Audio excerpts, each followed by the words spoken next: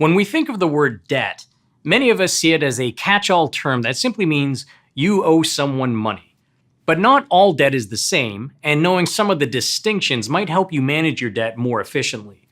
For example, the distinction between secured and unsecured debt is an important one because it can affect the rate of interest that you're charged on the money that you owe.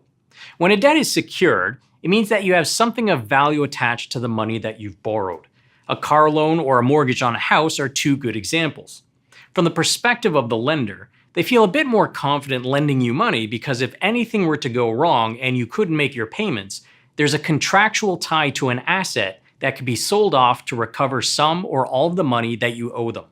Since this reduces the risk of the lender not getting some or all of their money back, that reduced risk translates into a lower interest rate. On the other hand, an unsecured debt is not backed by any assets of the borrower. The most common example of this would be credit card debt. If someone runs up a large credit card balance and suddenly becomes unable to make their payments, there's nothing that can be forced into sale or repossessed in order to cover the amount owing. Since there is more risk to the lender of not getting some or all of their money back, this translates into a higher interest rate to the borrower. Here's where this distinction could save you some money. When you were still in school or recently graduated, your bank may have offered you an unsecured line of credit. The interest rate on an unsecured line of credit is generally much less than the rates charged on credit cards. So when you're younger, it can be tempting to sign up for an unsecured line of credit. Fast forward a few years, and many people still have them. But now they may also be homeowners.